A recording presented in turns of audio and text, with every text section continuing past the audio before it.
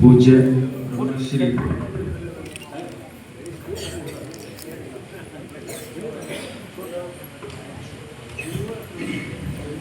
ಪೂಜ್ಯ ಬ್ರಹ್ಮಶ್ರೀ ನಾರಾಯಣ ಗುರುಗಳ ಪಾದಕ್ಕೆ ವಂದಿಸಿದ ಪರಮ ಪೂಜ್ಯ ವೇದಿಕೆಯನ್ನು ಅಲಂಕರಿಸಿದಂಥ ಎಲ್ಲ ಸಮಾಜ ಬಾಂಧವರು, ಹಾಗೆ ಕನ್ನಡ ಮತ್ತು ಸಂಸ್ಕೃತಿ ಇಲಾಖೆ ಈ ಜಿಲ್ಲಾಡಳಿತ, ಹಾಗೆ ನಿಮ್ಮ ಸಮಾಜದ ಅಧ್ಯಕ್ಷರು ಹಾಗೂ ಇಲ್ಲಿ ನೆರೆದಿದ್ದಂಥ ಎಲ್ಲ ನಮ್ಮ ಸಮಾಜ ಬಾಂಧವರಿಗೆ ಬ್ರಹ್ಮಶ್ರೀ ನಾರಾಯಣ ಗುರುಗಳ ಒಂದು ಜಯಂತಿಯ ಸ್ವಾಗತವನ್ನು ಕೋರುತ್ತೇನೆ. ಹಾಗೆ ಬ್ರಹ್ಮಶ್ರೀ ನಾರಾಯಣ ಗುರುಗಳ ಶುಭಾಶಯನ್ನು ಕೋರುತ್ತೇನೆ. ಒಂದು ವಾಕ್ಯದೊಂದಿಗೆ ಸ್ಟಾರ್ಟ್ ಮಾಡೋಣ. ಗುಡಿ ಚರ್ಚಿ ಮಸೂದೆಗಳ ಬಿಟ್ಟು ಹೊರಬನ್ನಿ, ಬಡತನ ಬಿಟ್ಟು ಬುಡಮಟ್ಟ ಕೀಳ ಬನ್ನಿ, ಆ ಮತ ಈ ಮತ ಹಳೆ ಮತದ ಸವಾಸಗಳನ್ನು ಸಾಕಿನ್ನು ಸೇರಿದೆ ಮನುಜ ಮತಕ್ಕೆ ಎನ್ನುವ ರಾಷ್ಟ್ರಕವಿ ಕುವೆಂಪು ಒಂದು ಸಾಲುಗಳೊಂದಿಗೆ ಗುರುಗಳ ಚಿಂತೆಯನ್ನು ಸ್ಟಾರ್ಟ್ ಮಾಡೋಣ. ಬ್ರಹ್ಮಶ್ರೀ ನಾರಾಯಣಗಳು, ವೇದಶ್ರೀ ನಾರಾಯಣಗಳು, ಯಾರು ಈ ಬ್ರಹ್ಮಶ್ರೀ ನಾರಾಯಣಗಳು? ಇದನ್ನ ಒಂದು ನಾನು ಉಪನ್ಯಾಸ ಅನ್ನೋದಕ್ಕಿಂತ ಒಂದು ಚಿಂತನೆ ಆಗ್ಬೇಕು ಅಂತ ಹೇಳ್ತೀನಿ. ಯಾಕೆ ಚಿಂತನೆ ಆಗ್ಬೇಕು? ಯಾರು ಈ ಬ್ರಹ್ಮಶ್ರೀ ನಾರಾಯಣಗಳು? ಒಬ್ಬ ವ್ಯಕ್ತಿ ಆಗಿದ್ರೆ ಹಲವಾರು ಆದರ್ಶಗಳಿಂದ ಕೂಡಿದ ಒಂದು ಶಕ್ತಿ ಅಂತ ಹೇಳ್ಬೋದು. ಹಾಗೆ ಇವರು ಸಾಕಷ್ಟು ಚಿಂತನೆಗಳು, ವೈಚಾರಿಕ ಚಿಂತನೆಯಿಂದ ಕೂಡಿದ ಒಂದು ಆದರ್ಶ ವ್ಯಕ್ತಿಯಾಗಿತ್ತು. ಒಂದು ಕಡೆ ಬುದ್ಧನನ್ನ, ಇನ್ನೊಂದು ಕಡೆ ಬಸವನನ್ನ, ಎರಡು ಈ ಮಹಾನ್ ಶಕ್ತಿಗಳನ್ನ ಕೂಡಿಸಿ ನೋಡಿದಾಗ ಅಲ್ಲಿ ಬರುವ ಒಂದು ಸಾಕಾರ ಮೂರ್ತಿಯ ಬ್ರಹ್ಮಶ್ರೀ ನಾರಾಯಣಗಳು ಅಂತ ಹೇಳೋದು. 19ನೇ ಶತಮಾನದ ಒಂದು ತನ್ನ ವೈಚಾರಿಕತೆಯಿಂದ ತಿರುಗಿ ನೋಡುವಂತ ಒಂದು ಸಾಧನೆ ಮಾಡಿದಂಥ ಒಂದು ಬ್ರಹ್ಮಶ್ರೀ ನಾರಾಯಣಗಳು ಮಹಾನ್ ದಾರ್ಶನಿಕ, ಸರ್ವಧರ್ಮಗಳ ಸಮಾಜ ಸುಧಾರಕ, ಕವಿಯಾಗಿ, ವೇದಾಂತಿಯಾಗಿ, ಲೇಖಕನಾಗಿ, ಸನ್ಯಾಸಿಯಾಗಿ, ಭವಿಷ್ಯವಾದಿಯಾಗಿ, ಮಾನವತಾವಾದಿಯಾಗಿ, ಸಂಘಟನಾಕಾರನಾಗಿ 73 ವಸಂತಗಳನ್ನು ಸವಿಸಿದ ಶೋಷಿತರ, ಹಾಗೆ ಒಂದು ವರ್ಣೀಯ ವ್ಯವಸ್ಥೆ ಏನಿತ್ತು ಆ ವರ್ಣೀಯ ವ್ಯವಸ್ಥೆ ಒಂದು ಹೋರಾಡಿದಂಥ ಮಹಾನ್ ಸಂತ ಅಂತ ಹೇಳೋದು. ಹಾಗೆ ಬಂಧುಗಳೇ, ಯಾವ ಧರ್ಮದಲ್ಲಿ ಮೇಲ್ವರ್ಗದರಿಂದ ಈ ಒಂದು ಅವರ್ಣೀಯ ವರ್ಗಕ್ಕೆ ಶೋಷಣೆ ಇತ್ತು, ಯಾವ ಒಂದು ನಾಡಿನಲ್ಲಿ ಒಂದು ಅತ್ಯಂತ ಕೀಳುಮಟ್ಟವಾಗಿ ಮನುಷ್ಯನಾಗಿ ಕಾಣಿದೆ, ಪ್ರಾಣಿಗಳಿಗಿಂತ ಕೀಳಾಗಿ ಕಾಣ್ತಿರುವ ಒಂದು ಸಂದರ್ಭದಲ್ಲಿ ಯಾವುದೇ ಈ ವ್ಯವಸ್ಥೆಯನ್ನು ಧಿಕ್ಕರಿಸಿದೆ ಸೈದ್ಧಾಂತಿಕವಾಗಿ ಹಿಂದೂ ಧರ್ಮದ ತಳಹದಿ ಮೇಲೆ ಚೌಕಟ್ಟಿನಲ್ಲಿ ಧಾರ್ಮಿಕ ಹಾಗೂ ಶೈಕ್ಷಣಿಕ ಸಾಮಾಜಿಕವಾಗಿ ಒಂದು ಹೋರಾಟ ಮಾಡಿ ಎಲ್ಲರಿಗೂ ಒಂದು ಧಾರ್ಮಿಕ ಸಮಾನತೆಯನ್ನು ಕೊಡ್ತಾರೆ. ಅವರೇ ಬ್ರಹ್ಮಶ್ರೀ ನಾರಾಯಣಗಳು ಅಂತ ಹೇಳ್ಬೋದು. ನೀವೆಲ್ಲ ಕೇಳದಲ್ಲಿ ಒಂದು ಅತ್ಯಂತ ಕೀಳಮಟ್ಟದ ಒಂದು ಅನಿಷ್ಟ ಪದ್ಧತಿ ಅದೇನಪ್ಪ ಅಂತಂದ್ರೆ ಒಂದು ಸ್ತನ ತೆರಿಗೆ ಅಂತ ಹೇಳ್ಬೋದು. ಆ ಸ್ತನ ತೆರಿಗೆ ಏನಂದ್ರೆ ಕೆಳಜಾತಿಯವರು ಒಂದೇ ಇಲ್ಲ, ಈಳುವ ಜಾತಿ ಅಂತ ಹೇಳ್ಬೋದು. ಬ್ರಹ್ಮಶ್ರೀ ನಾರಾಯಣ ಈಳುವ ಜಾತಿಗೆ ಸೇರ್ತಾರೆ. ಹಾಗೆ ಈ ಶೂದ್ರರು ಅಂತ ಹೇಳ್ಬೋದು, ದಲಿತ ವರ್ಗದವರು ಮೇಲ್ಮೈ ಬಟ್ಟೆ ಹಾಕುವಂತಿರ್ಲಿಲ್ಲ. ಆ ಮೇಲ್ಮೈ ಬಟ್ಟೆ ಹಾಕಿದರೆ ಅದಕ್ಕೊಂದು ತೆರಿಗೆ ಕೊಡಬೇಕಂತ ಪರಿಸ್ಥಿತಿ ಇತ್ತು. ಹೀಗೆ ಒಂದು ಸಂದರ್ಭದಲ್ಲಿ ಒಂದು ಮಹಿಳೆಗೆ ತೆರಿಗೆ ಕೇಳೋಕೆ ಬರ್ತಾರೆ. ಆ ಸಮಯದಲ್ಲಿ ಆ ಹೆಣ್ಮಗಳು ಏನು ಮಾಡ್ತಾರೆ, ಆ ಸ್ತನವನ್ನೇ ಕೊಯ್ದು ನಮ್ಮ ಈ ರಾಜರಿಗೆ ತೆರಿಗೆ ಕೊಡಬೇಕು, ತಗೊಂಡು ಹೋಗು, ಇದೇ ನಮ್ಮ ತೆರಿಗೆ ಅಂತ ಹೇಳಿ ಕಳಿಸ್ತಾರೆ. ಅವಾಗ ರಕ್ತಸ್ರಾವಕ್ಕೆ ಹೆಣ್ಮಗಳು ಸಾಯ್ತಾಳೆ. ಇದೊಂದು ದೊಡ್ಡ ಕ್ರಾಂತಿ ಅಂತ ಹೇಳ್ಬೋದು. ಬಟ್ ಅವಾಗ ಒಬ್ಬ ಧಾರ್ಮಿಕ ಗುರು ಇಲ್ಲ, ಇವ್ರಿಗೂ ಶಿಕ್ಷಣ ವಂಚಿತರಾಗಿದ್ದರು. ಈ ಕೆಳವರ್ಗ ಜನ ಇದ್ದರು ಶಿಕ್ಷಣ ವಂಚಿತರಾಗಿದ್ದಾರೆ. ಹಾಗಾಗಿ ಇಂಥವೆಲ್ಲ ಅನಿಷ್ಟ ಪದ್ಧತಿಗಳಿತ್ತು. ಹಾಗೆ ನೀವೆಲ್ಲ ಕೇಳ್ಬೋದು, ಸಾಕಷ್ಟು ಮೌಢ್ಯಗಳಿದ್ದು. ಮೌಢ್ಯಗಳಂದ್ರೆ ಎಲ್ಲಿವರೆಗೆ ಅಂತಂದ್ರೆ ನಮ್ಮ ಇವರು ಬಂದ್ರೆ ಅತ್ಯಂತ ಕಠಿಣ ಶಿಕ್ಷೆಯನ್ನ ಕೊಡ್ತಿದ್ರು. ಅವ್ರು ನೆರಳು ಕೂಡ ಬೀಳಬಾರ್ದು, ಹಾಗೆ ಅವರು ಹುಟ್ಟುವಂತಿರಲಿಲ್ಲ, ಗಣೇಶ, ಲಕ್ಷ್ಮಿ, ಸರಸ್ವತಿಯನ್ನ ಪೂಜೆ ಮಾಡುವಂತಿರಲಿಲ್ಲ. ಈ ಕಾಳಿ, ದುರ್ಗೆ, ಹಾಗೆ ಭೂತ ಪಿಶಾಚಿಗಳಂತ ದೇವರುಗಳನ್ನ ಪೂಜೆ ಮಾಡಬೇಕು, ನರಬಲಿ, ಪ್ರಾಣಿ ಬಲಿ, ಹೀಗೆ ಸಾಕಷ್ಟು ಮೌಢ್ಯಗಳ ಜಾತಿಯಲ್ಲಿತ್ತು. ಇಂಥ ಒಂದು ಸಮಯದಲ್ಲಿ ಇವರಿಗೆ ಯಾರೋ ಒಂದು ಗುರು ಬೇಕಾಗ್ತಿಲ್ಲ. ಹಾಗೆ ವಿವೇಕಾನಂದರು 1893ರಾಗ ಅವರು ಒಂದು ದೇಶ ಪರ್ಯಟನೆ ಪಡ್ತಾ, ಹಾಗೆ ಈ ನಮ್ಮ ದಕ್ಷಿಣ ಭಾರತಕ್ಕೆ ಪ್ರವಾಸಕ್ಕೆ ಬರ್ತಾರೆ. ಅಲ್ಲಿ ಬಂದಾಗ ಅಲ್ಲಿ ಕೇಳಕ್ಕೂ ಕಾಲಿರ್ತಾರೆ, ಕೇಳಕ್ಕೆ ಬಂದು ಅಲ್ಲಿ ನೋಡ್ತಾರೆ, ಅಲ್ಲಿ ಒಂದು ಪರಿಸ್ಥಿತಿ ನೋಡ್ತಾರೆ, ಅಲ್ಲಿ ಒಂದು ಕೆಲವೊಂದು ಘಟನೆಗಳನ್ನು ನೋಡಿ ಅಯ್ಯೋ ಇದು ಒಂದು ಹುಚ್ಚರ ನಾಡಂಥದ್ದು, ಲ್ಯಾಂಡ್ ಆಫ್ ಲುನಾಟಿಕ್ ಅಂತ ಕರೀತಾರೆ. ಆಗ ಚಿಂತಾಕ್ರಾಂತವಾಗಿ ನಮ್ಮ ಈಗ ವಿವೇಕಾನಂದವರು ಕುಳಿತಾಗ ಶಿಷ್ಯ ಕೇಳ್ತಾರೆ, ಗುರುಗಳೇ, ಯಾಕೆ ನೀವು ಈ ಸಮಾಜವನ್ನು ಉದ್ಧರಿಸಬಾರ್ದು, ಯಾಕೆ ನೀವು ಇಲ್ಲಿ ಪರಿಸ್ಥಿತಿನ, ಇಲ್ಲಿ ಶೋಷಣೆಯನ್ನ ಒಂದು ಇದಕ್ಕೆ ಒಂದು ಧಿಕ್ಕರಿಸಿ ಒಂದು ಇಲ್ಲಿ ಸಮಾಜವನ್ನ ಮುಂದುವರಿಸಬಾರ್ದು ಅಂತ ಹೇಳ್ತಾರೆ. ಆದ್ರೆ ವಿವೇಕಾನಂದರ ತಿರಸ್ಕಾರ ಮಾಡ್ತಾರೆ. ಯಾಕಂತಂದ್ರೆ ಇಲ್ಲಿ ನಮಗೆ ಈ ನನ್ನ ಜೀವಮಾನ ಸವಿಸಿದ್ರು ಈ ಪರಿಸ್ಥಿತಿ ನನಗೆ ಸರಿಗೊಳಿಸಕ್ಕೆ ಆಗಲ್ಲ. ಇದಕ್ಕಂತಲೇ ಒಬ್ಬ ಧಾರ್ಮಿಕವರು ಬರ್ತಾರೆ, ಇದೇ ನೆಲದವಾಗ್ತಾನೆ. ಅವರು ಧಾರ್ಮಿಕವಾಗಿ, ಶೈಕ್ಷಣಿಕವಾಗಿ, ಸಾಮಾಜಿಕವಾಗಿ ಈ ನಾಡನ್ನ ಒಂದು ಪರಿವರ್ತನೆ ಮಾಡ್ತಾರ, ಅವನೇ ಬ್ರಹ್ಮಶ್ರೀ ನಾರಾಯಣ ಅಂತ ಹೇಳ್ಬೋದು.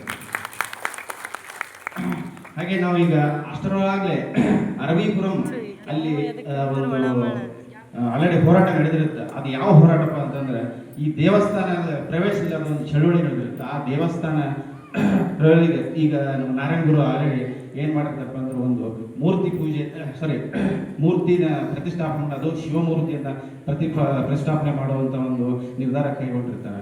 ಯಾಕಂತಂದ್ರೆ, ನೀವು ನಮ್ಮನ್ನ ದೇವಸ್ಥಾನಗಳು ಸೇರಿಸ್ಕೊಳ್ಳಿಲ್ಲ ಅಂತಂದ್ರೆ ನಾವ್ಯಾಕೆ ನಿಮ್ಮ ದೇವಸ್ಥಾನಕ್ಕೆ ಬರಬೇಕು? ನಿಮ್ಮ ದೇವರು ಮಡಿ ಮೈಲಿಗೆ ಇದ್ದೀವಿ, ನಮ್ಮ ದೇವರು ಮಡಿ ಮೈಲಿಗೆ ಇಲ್ಲ, ಹಾಗಾಗಿ ನಾನೇ ಶಿವನ ಪ್ರತಿಷ್ಠಾಪನೆ ಮಾಡ್ತೀನಿ ಅಂತ ಹೇಳ್ತಾರೆ. ಆಗ ಒಬ್ಬ ಮೇಲ್ಜಾತಿಯವರು ಬಂದು ನಮ್ಮ ನಾರಾಯಣ ಗುರುಗಳಿಗೆ ಕೇಳ್ತಾರೆ, ಏನಪ್ಪಾ ಅಂತಂದ್ರೆ, ನೀನೊಬ್ಬ ಶೂದ್ರ, ನೀನೊಬ್ಬ ಇಳವ ಜಾತಿಯವ, ಈ ತಿಳಿಸ್ತಾರದ ಈ ಯಾವ ಸಿದ್ಧಾಂತದ ಮೇಲೆ ಈ ಒಂದು ಶಿವಮೂರ್ತಿಯನ್ನ ಪ್ರತಿಷ್ಠಾಪನೆ ಮಾಡ್ತೀನಿ ಅಂತ ಕೇಳ್ತಾರೆ. ಆದ್ರೆ ನಾರಾಯಣಗಳು ಒಂದು ಸರಳವಾಗಿ ಉತ್ತರ ಕೊಡ್ತಾರೆ, ಇದು ನಮ್ಮ ಶಿವ, ಇದು ಶೂದ್ರ ಶಿವ, ಇದು ಈಳವ ಶಿವ, ಇದಕ್ಕೆ ಯಾವುದೇ ಜಾತಿ ಮತ ಇಲ್ಲ, ಇಲ್ಲಿ ಎಲ್ಲರಿಗೆ ಮುಕ್ತ ಅವಕಾಶ ಇದೆ.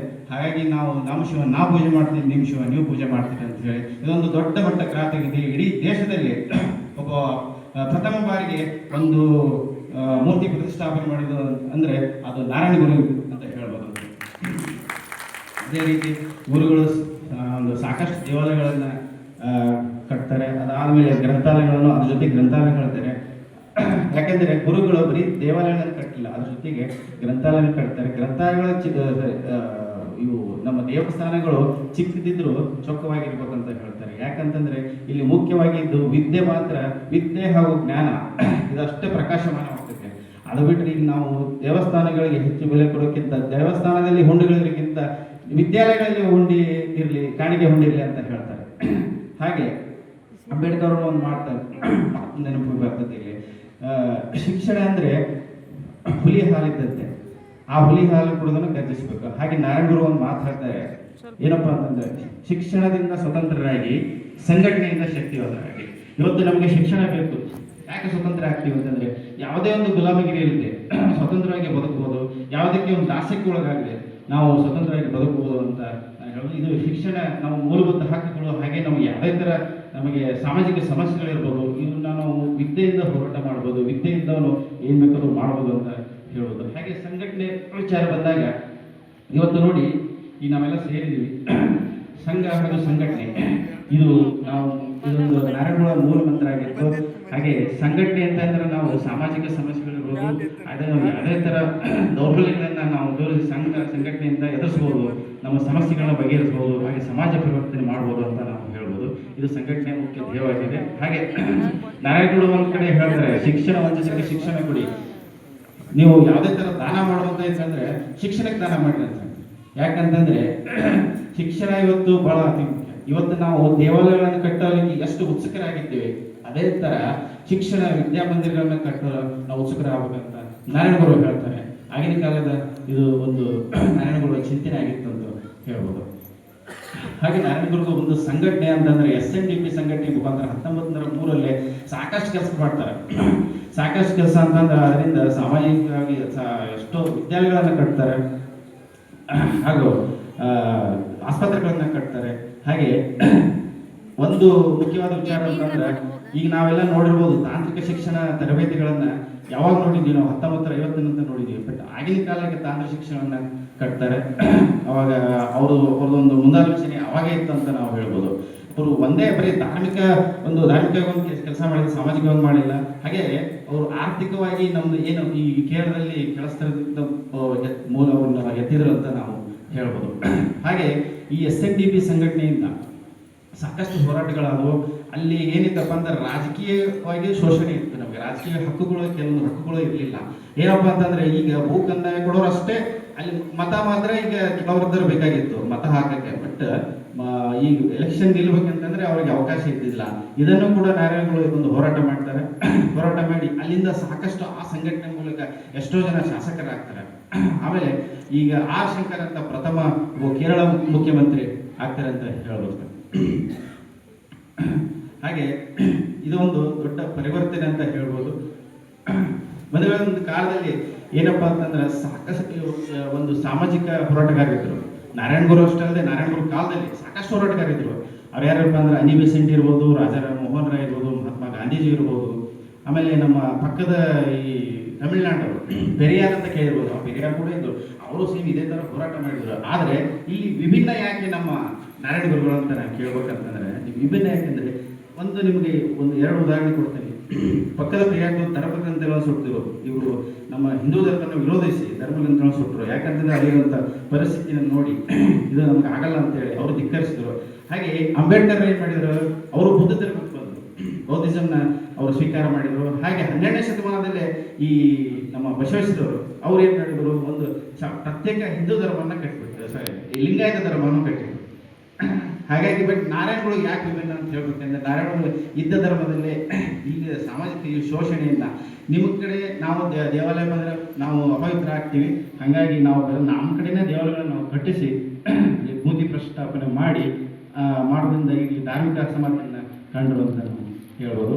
ಹೀಗಾಗಿ ಎಷ್ಟೋ ಮತಾಂತರ ಆಗ್ತಿದ್ದ. ಇವತ್ತು ಕೇರಳದಲ್ಲಿ ನಾರಾಯಣ ಪೂಜೆ ಇರಲಿಲ್ಲ ಅಂತಂದಿದ್ರೆ ಸಾಕಷ್ಟು ಮತಾಂತರಿಗಳು ಫಸ್ಟ್ ಬಂದಿದ್ದು ಕ್ರಿಶ್ಚಿಯನ್ ಮಿಷನರಿಗಳು ಕೇಳಕ್ಕೆ ಬಂದರು. ಅವ್ರು ಈ ಕೆಲಸ ಇರ್ತದ ಮತಾಂತರ ಮಾಡೋದು. ಹಾಗಾಗಿ ಯಾಕಂತಂದ್ರೆ ಅಲ್ಲಿ ಶೋಷಣೆ ಹಂಗಿತ್ತು. ಅಲ್ಲಿ ಜನ ಈಗ ನಮಗೊಂದು ಸೌಲಭ್ಯ ಸಿಗಲಿಲ್ಲ ಅಂತಂದ್ರೆ, ಒಂದು ಧಾರ್ಮಿಕ ಸಮಾನತೆ ಸಿಗಲಿಲ್ಲ, ಶಿಕ್ಷಣ ಎಷ್ಟೋ ಶಾಲೆಗಳಿಗೆ ಅವಕಾಶ ಇದ್ದಿದ್ದಿಲ್ಲ. ಈಗ ನಮ್ಮ ಈಳು ಸಮಾಜಕ್ಕಾಗಲಿ ಹಾಗೆ ಸಾಕಷ್ಟು ದಲಿತರಿಗೆ ಶಾಲೆಗಳು ಕೂಡ ಪ್ರವೇಶ ಇದ್ದಿದ್ದಿಲ್ಲ. ಅಂಥ ಸಂದರ್ಭದಲ್ಲಿ ಸಂಸ್ಕೃತ ಶಾಲೆಗಳನ್ನು ಕಟ್ತಾರೆ. ಸಂಸ್ಕೃತ ಈಗ ಕೆಲವೇ ಒಂದು ಜನಾಂಗಕ್ಕಿತ್ತು ಸಂಸ್ಕೃತ ಅಧ್ಯಯನ ಮಾಡಬೇಕಂದ್ರೆ, ಅಂಥ ಸಂದರ್ಭದಲ್ಲಿ ಸಂಸ್ಕೃತ ತಾವೇ ಅಧ್ಯಯನ ಮಾಡಿ, ವೇದನ ಅಧ್ಯಯನ ಮಾಡಿ, ಗುರುಗಳು ತಾವೇ ಶಿಕ್ಷಕರಾಗಿ 4-5 ವರ್ಷ ಕೆಲಸ ಮಾಡ್ತಾರೆ ಅಂತ ಹೇಳ್ಬೋದು. ಇದೊಂದು ದೊಡ್ಡ ಪರಿವರ್ತನೆ ಅಂತ ನಾವು ಹೇಳ್ಬೋದು. ಹಾಗೆ ಒಂದು ಕಾಲದಲ್ಲಿ ಪೌರೋಹಿತ್ಯ ವರ್ಗ, ಹಾಗೆ ಈಗ ನಮ್ಮ ದೇವರ ಪ್ರತಿಷ್ಠಾನ, ಅದು ಯಾವ ವರ್ಗಕ್ಕಿಂತ ಅಂತ ನಾವು ನೋಡ್ಬೋದು. ಅದೆಲ್ಲ ನಿಮ್ಗೆ ಗೊತ್ತಾದ್ರೆ ಯಾವ ವರ್ಗ ಅಂತ ನಾವು ಹೇಳೋದು. ಆದರೆ ನಾರಾಯಣ ಗುರು ಏನು ದೇವರ ಪ್ರತಿಷ್ಠಾಪನೆ ಮಾಡ್ತಾರೆ, ಅದಾದ್ಮೇಲೆ ಎಲ್ಲ ಸಮುದಾಯಗಳು ಇವತ್ತು ನೋಡ್ಬೋದು. ಯಾವುದೇ ಸಮುದಾಯಗಳಿಗೆ ಅವ್ರವ್ರಿಗೆ ಅವರು ಅರ್ಚಕರು ಇರ್ತಾರೆ. ಹಾಗಾಗಿ ಅವರೊಂದು ಧಾರ್ಮಿಕ ಸಮಾನತೆಯನ್ನು ಕಂಡುಕೊಂಡ್ರು ಅಂತ ನಾವು ಹೇಳ್ಬೋದು. ಹಾಗೆ ವೈಕಂ ಸತ್ಯಾಗ್ರಹದ ಬಗ್ಗೆ ನಾವು ಹೇಳ್ಬೇಕಂದ್ರೆ, ಈ ವೈಕಂ ಸತ್ಯ ಯಾವ ಒಂದು ಕಾರಣಕ್ಕೆ ಆಗ್ತದೆ ಅಂತಂದ್ರೆ, ಬರೀ ದೇವಸ್ಥಾನ ಪ್ರವೇಶಕ್ಕಲ್ಲ, ದೇವಸ್ಥಾನದ ಮುಂದೆ 100 ಮೀಟರ್ ಒಂದು ನಿಷೇಧ ಇರುತ್ತೆ. ಅಲ್ಲಿ ಒಂದು ವಿಪರ್ಯಾಸ ಏನ್ಬೇಕಂದ್ರೆ, ಕ್ರಿಶ್ಚಿಯನ್ ಹಾಗೂ ಮುಸ್ಲಿಮರಿಗೆ ಅವಕಾಶ ಇತ್ತು. ಆದರೆ ನಮ್ಮ ಈಳುವ ಸಮಾಜ ಆಗಲಿ, ಹಾಗೆ ಮತ್ತೊಂದು ಈಗ ದಲಿತರಾಗಲಿ, ಶೋಷಿತ ವರ್ಗ ಆಗಲಿ, ಅವ್ರಿಗೆ ಯಾಕೆ ಅವಕಾಶ ಇರಲಿಲ್ಲ. ಇದನ್ನು ವಿರೋಧಿಸ್ತಾರೆ. ಒಂದು ದಿನ ನಾರಾಯಣ ಗುರು ಹಾಗೆ ಅವರ ಇನ್ನೊಬ್ಬ ಶಿಷ್ಯ ಇಬ್ಬರು ಹೋಗ್ತಿರಾಗ ಅವ್ರ ಮೇಲೆ ಹಲ್ಲೆ ಆಗ್ತೈತೆ, ನೀವು ಇಲ್ಲಿ ಬರಬಾರ್ದು ಅಂತೇಳಿ ಇದನ್ನು ವಿರೋಧಿಸ್ತಾರೆ. ಆದರೆ ಯಾವುದೇ ಥರ ಒಂದು ಹತ್ಯಾಕಾಂಡ ಮಾಡೋಲ್ಲ, ಯಾವುದೇ ಥರ ಒಂದು ಕತ್ತಿ ಹಿಡಿಯಲ್ಲ, ಅಹಿಂಸಾತ್ಮಕವಾಗಿ ಈಗ ಅವರೊಂದು ಸತ್ಯಾಗ್ರಹ ಕರೆ ಕೊಡ್ತಾರೆ. ಈ ಸತ್ಯಾಗ್ರಹ ಇಡೀ ದೇಶದ ದೊಡ್ಡ ಚಳವಳಿ ಆಗ್ತದೆ. ಅದಕ್ಕೆ ಗಾಂಧೀಜಿಯವರು ಕೂಡ ಬರ್ತಾರೆ. ಗಾಂಧೀಜಿಯವರು ಬಂದು ಅದಕ್ಕೆ ಒಂದು ಬೆಂಬಲ ಕೊಡ್ತಾರೆ. ಆ ಬೆಂಬಲ ಕೊಟ್ಟಾಗ ಅವ್ರು ಗಾಂಧೀಜಿಯವ್ರಿಗೆ ಒತ್ತಡ ಬರುತ್ತೆ, ಅಲ್ಲಿ ಮಹಾರಾಜಕ್ಕೆ ನೀನು ಸತ್ಯಾಗ್ರಹನ ತೆಗೀರಿ ಅಂತ ಹೇಳಿ. ಆದರೆ ಗಾಂಧೀಜಿಯವರು ಕೂಡ ಅವ್ರಿಗೆ ಬೆಂಬಲ ಕೊಟ್ಟು ಏನು ಮಾಡ್ತಾರೆ, ಆವಾಗ ಅಲ್ಲಿ ಸರ್ಕಾರ ಹಿಂದೆಗಳು ಕೊಡ್ತದೆ. ಆವಾಗ ಮುಕ್ತ ಅವಕಾಶ ಎಲ್ಲರಿಗೆ ಸಿಗುತ್ತೆ ಅಂತ ಹೇಳ್ಬೋದು. ಎಲ್ಲರೂ ಆ ದೇವಸ್ಥಾನದ ಮುಂದೆ ಓಡಾಡುವಂಥ ಅವಕಾಶ ಸಿಗುತ್ತೆ ಅಂತ ಹೇಳ್ಬೋದು. ಇಷ್ಟೆಲ್ಲ ಆದಮೇಲೆ ನಾರಾಯಣ ಗುರುಗಳ ಕೆಲವೊಂದು ಶಿಷ್ಯರು ಏನು ಮಾಡ್ತಾರೆ ಅಂತಂದರೆ, ಅವ್ರಿಗೆ ಬೇಜಾರಾಗ್ಬಿಟ್ಟಿರ್ತಾರೆ.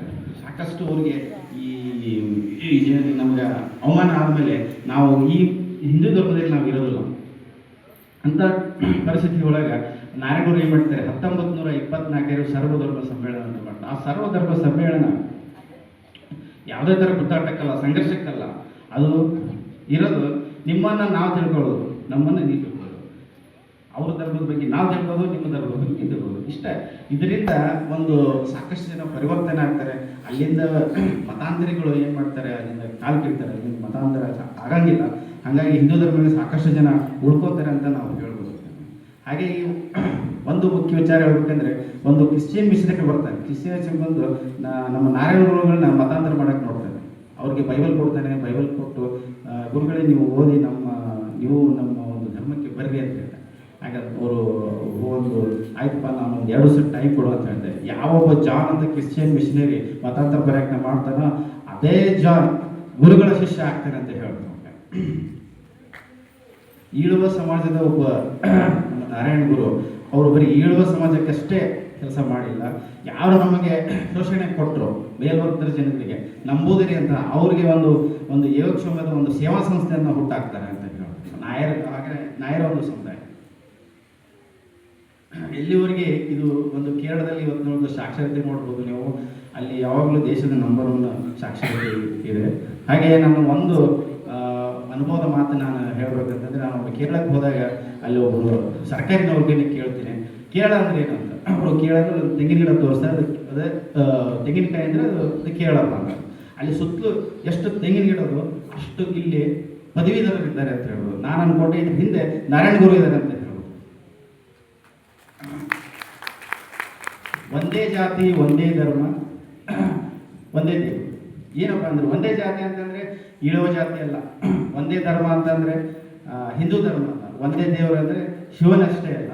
ಇಲ್ಲಿ ತಕ್ಕ ಏನು ಬರ್ತಪ್ಪ ಅಂತಂದ್ರೆ ಈ ದೇವನಪ್ಪ ಹಲವು ಮನುಷ್ಯ ಜಾತಿ ಮುಖ್ಯ ಅಂತ ನಮ್ಮ ನಾರಾಯಣಗಳಿಗೆ ಅರ್ಥ ಆಗುತ್ತೆ. ಹಾಗೆ ನಾರಾಯಣ ಗುರುಗಳು ಮೂಢನಂಬಿಕೆಯನ್ನು ವಿರೋಧಿಸಿದ್ರು. ಹಾಗೆ ಈ ಆಡಂಬರದ ಮದುವೆಗಳನ್ನು ವಿರೋಧಿಸ್ತಾರೆ, ಸರಳ ವ್ಯವಹಾರವನ್ನು ಬೆಂಬಲ ಕೊಡ್ತಾರೆ. ಆಮೇಲೆ ಆಗಿನ ಕಾಲದಲ್ಲಿ ತ್ರಿಭಾಷಾ ಸೂತ್ರ, ಇದು ಮುಖ್ಯವಾಗಿ ನಾವು ಗಮನಿಸಬೇಕಾಗಿದೆ. ಈ ಚರ್ಚೆ ನಡೆದಂಥ ತ್ರಿಭಾಷಾ ಸೂತ್ರದ ಬಗ್ಗೆ ಒಂದು ಚರ್ಚೆ ಹುಟ್ಟಾಗ್ತಾರೆ.